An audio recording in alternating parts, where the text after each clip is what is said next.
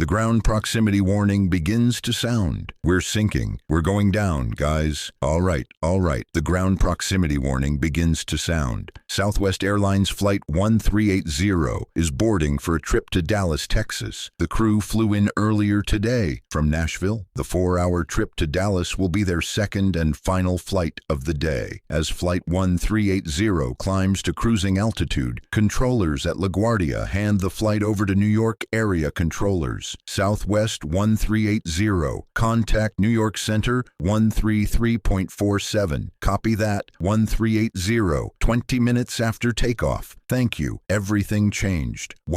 We had a very large bang. We had multiple warnings going off in the cockpit and a very severe vibration throughout the entire plane. First Officer Ellisor struggles to control the aircraft as it banks steeply to the left. I immediately grabbed the yoke to stop the roll. You still got it. I was not able to see any of the instruments because the vibration was so severe. It was just a blur of colors, and so I can't see anything. Still got it. Luckily, it was a clear day, a very clear horizon, and I was able to roll out of the bank and recover the airplane. First Officer Ellisor reduces engine power and begins a steep descent. Flight 1380 is 10 minutes away from Philadelphia International Airport and closing fast. At an altitude of just 1,000 feet and 3 miles from Philadelphia International Airport, the pilots prepare for an emergency landing. Southwest 1380, runway 27L, cleared to land. 27L cleared to land, Southwest 1380. It's seconds before touchdown. Flight 1380 is flying towards the runway at breakneck speed. Speed brake, armed with a green light. The pilots are unsure of the damage to the plane. They're making a high-speed approach with a reverse thrust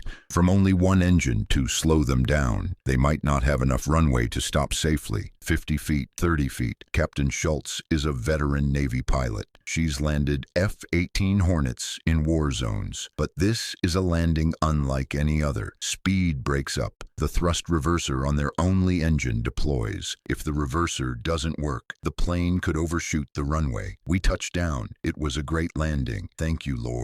Thank you. Thank you, Lord. I'm just going to pull her around here to the fire trucks. Flight 1380 rolls to a stop. Executive Flight 1526 is flying a short 35-minute flight northeast from Dayton to Akron, Ohio. Zipline 1526, descend to 13,000. Zipline is Executive Flight's call sign, descending to 13,000 feet. Thank you, Zipline 1526. I'm going to check the weather. Automated weather observation. Wind 290 at 07. Overcast 1,800. Temperature 09 Celsius. All right, we have overcast weather. The crew prepares for possible bad weather in Akron. Okay, let's see. Akron, right. Heading 249. Flight 1526 continues its descent. Akron visibility 1.5. Mist. Sky condition overcast 600. Broken. The crew learns the weather in Akron is getting worse.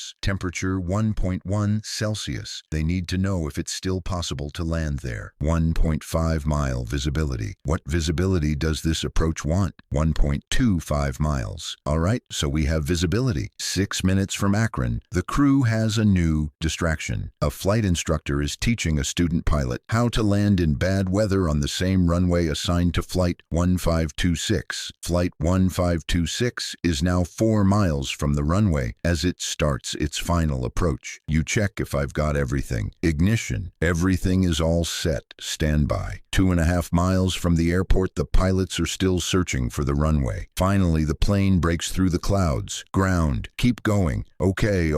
Level out now. I got it. Pull up. No.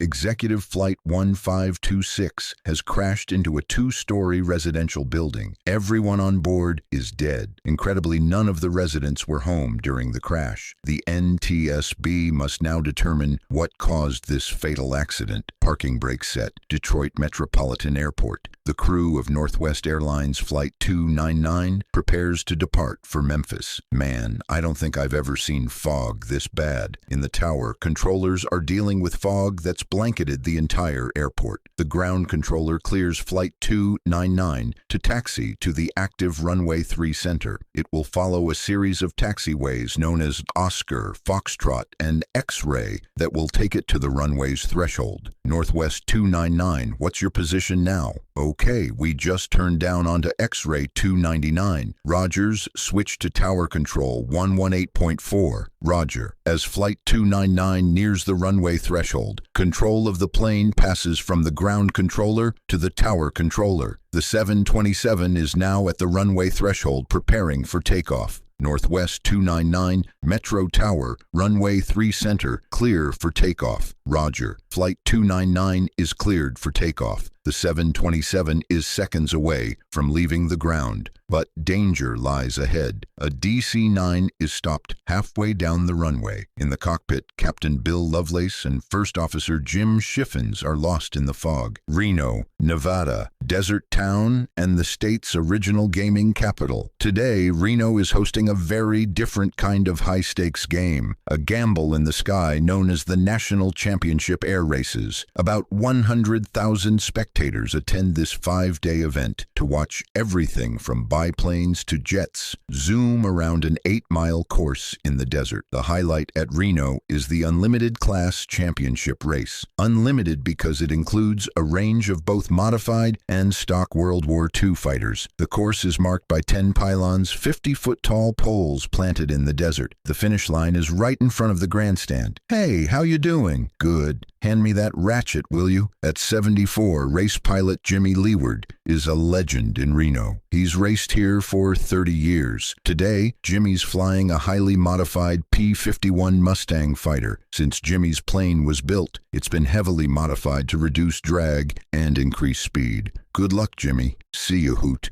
We're gonna break a record today. Wish I could be up there with you. If Jimmy can get the Galloping Ghost to break 500 miles an hour, his prediction will come true. At 4:05, the last qualifying heat for the Unlimited class is set to go. The Galloping Ghost accelerates for takeoff. On the ground, Jimmy's team tracks the Galloping Ghost on their flight data monitoring system. Speed, engine performance, oil pressure, and more. Everything is working perfectly. As the Galloping Ghost rounds Pylon 8, it suddenly pitches up hard. Jimmy Leeward's Galloping Ghost is now out of control over the grandstand and dives toward a crowd of helpless spectators. In just 9 seconds, this race has turned into a nightmare. It's the worst disaster in the history of the Reno Air Races. The worst year that we had previously was 2007, where 3 pilots died, but never before had we injured a spectator. August 7th, 1997, Fine Air Cargo Flight 101 prepares to take off from Miami to the Dominican Republic. At 12:30 p.m., when Flight 101 taxis to its runway, First Officer Petrosky recites a familiar drill. Standard final procedure: if there's a problem prior to V1, which is 130 knots, the pilot in command will abort the airplane. If you're doing anything after V1, it's an in-flight emergency. Sounds good. At 12:34, the tower makes contact. Fine Air 101, fly heading 270, cleared for takeoff. Cleared takeoff 270, right? Fine Air 101 heavy. Okay, full spooled and stable. Max power.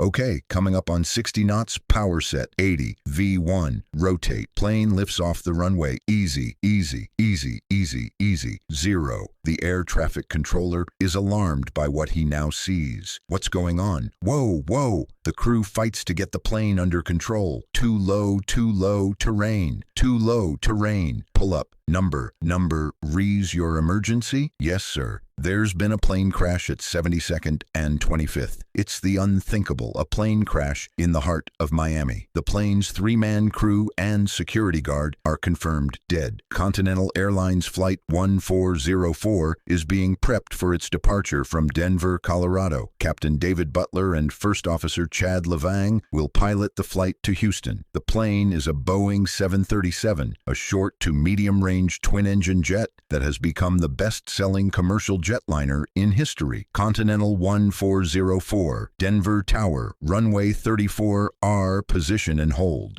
Position hold, 34R, Continental 1404. Runway 34R is one of 6 runways at Denver International. Continental 1404, wind 270 at 27. Turn right, heading 020. Runway 34R is clear for takeoff. The controller provides the pilots with a runway wind reading of 27 knots and clears them for takeoff. Heading 020, clear for takeoff. Runway 34R, Continental 1404. Suddenly, the plane veers hard to the left. The plane races off the runway at a speed of more than 100 miles an hour. It's completely out of control. The plane hits a steep ridge, sending it airborne. Flight 1404 finally comes to a stop 700 feet from the runway. All 110 passengers and 5 flight crew narrowly escaped death. The captain is seriously injured. The first officer's injuries are minor. The question now is, how could this have happened in the first place? United Express Flight 6291. This is the first fatal accident involving the Jetstream 4100. For the safety of all the passengers using this plane, it's critical to figure out what happened. By morning, investigators from the National Transportation Safety Board, including lead investigator Al Dickinson, are on the scene.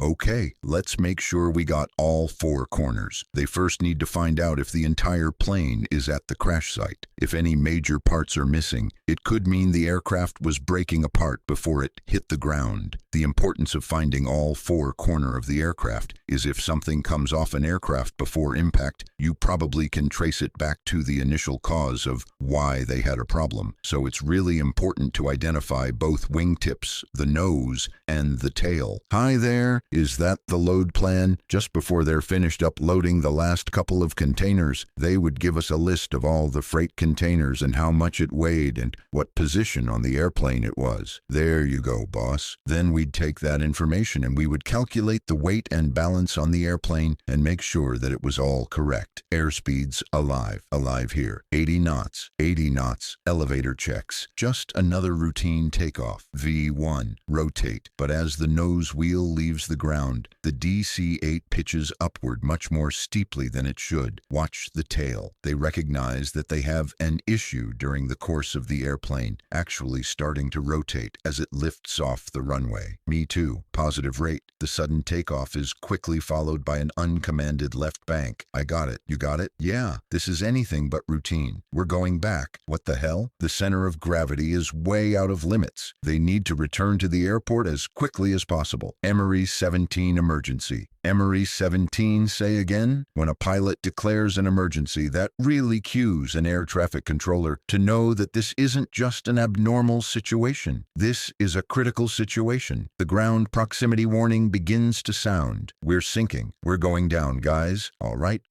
Okay, we're going back up. The DC-8 starts climbing again. Roll out. But the pilots are still struggling for control. Emery 17, extreme balance problem. Emery 17, roger. The airplane started to go into these big perturbations. Dive and then climb, dive and then climb. They pushed their control columns all the way forward in a desperate effort to level the plane. Power. More? Yeah. Captain Stables and his crew have managed to get their crippled plane to within sight of the runway. It was working very well. We made it almost all the way around to the backside of the airport. They knew if they could get back to the airport, there was going to be crash fire rescue that would have been able then to help them.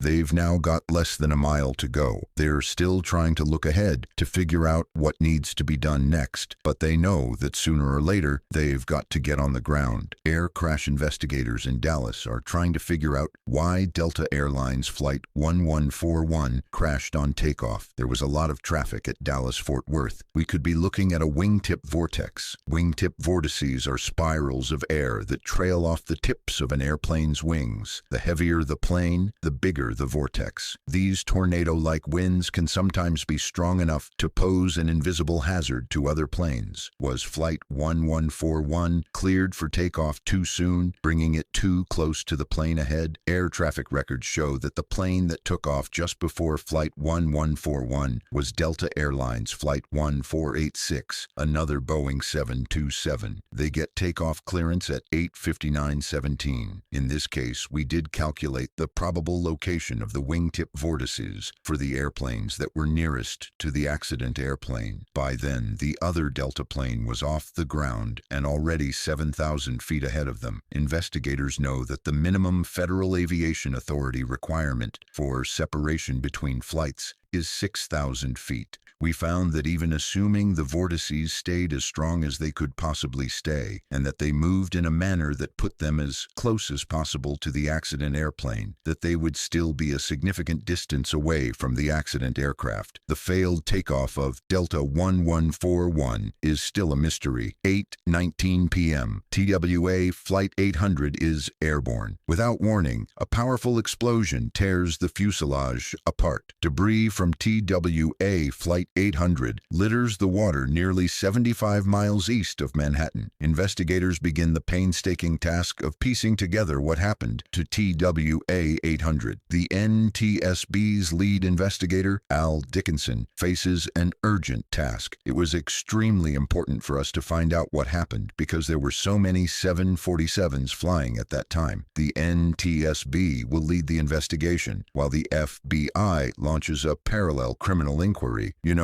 people think this is exclusive jurisdiction of the NTSB. That's not correct. If it's a criminal matter, we have to get out there right away. The FBI believes they may already have an explanation for the disaster over Long Island. 3 years earlier, in 1993, terrorists drove a bomb into the World Trade Center. Just over a year before, Timothy McVeigh bombed the Federal Building in Oklahoma. Now, the mid-air explosion of TWA 800 is also being linked to terrorism. It was all over the news how people thought they saw something going up to hit an aircraft. A lot of them thought they saw missiles.